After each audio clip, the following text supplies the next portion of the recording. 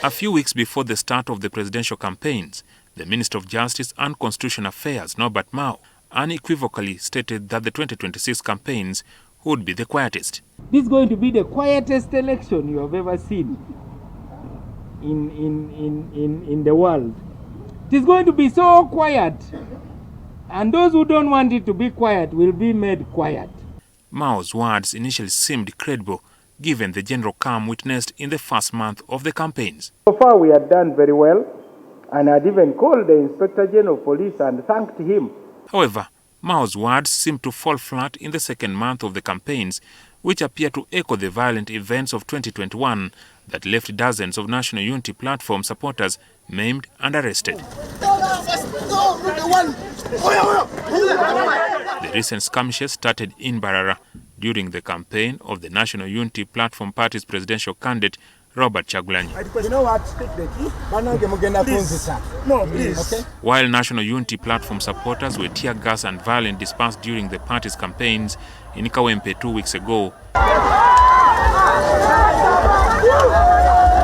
it is the recent attack on civilians in Gulu City that has drawn widespread condemnation. Chaos erupted as heavily armed uniformed and non-uniformed joint security personnel descended on civilians with a barrage of sticks in an attempt to stop a procession through Gulu City to a campaign rally. Mao has condemned the attacks in his home region. What happened in Gulu was a shame. It does not represent what the ordinary people there believe in. We cannot promote intolerance. Stupid ideas will collapse under their own weight. They don't need any help from you. He rejects claims that the elite presidential guards, the Special Forces Command, were involved in the violence. I've seen some of the photos of actual civilians, and they are being mistakenly called SFC. The SFC should even distance themselves from them.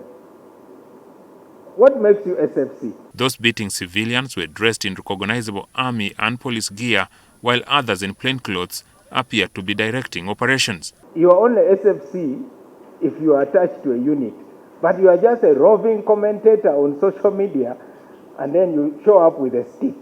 In fact, I saw one of them being chased. He was hiding behind a police officer. So if you are such a toughie, why are you running?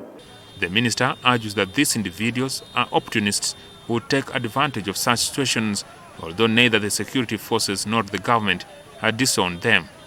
I know what the ruling party stands for in reality. I know what the leader of the NRM stands for in reality.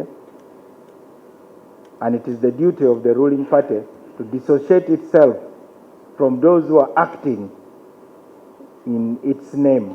Mao disagrees with the Electoral Commission's decision to call for investigations into what may have sparked the violence, insisting that the evidence is already clear. Many of the people who were behind the violence in Gulu have recorded videos. They are known.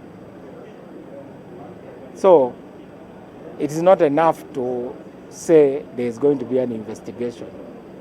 I think the Electoral Commission already knows enough about some of the individuals.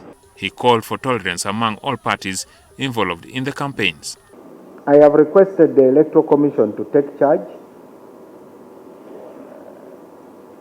of ensuring orderly campaigns. On Monday, police announced that a general inquiry file had been opened into the Gulu violence and urged anyone with evidence to present it. They described the violence as regrettable, but whether this will change anything in the political landscape remains to be seen.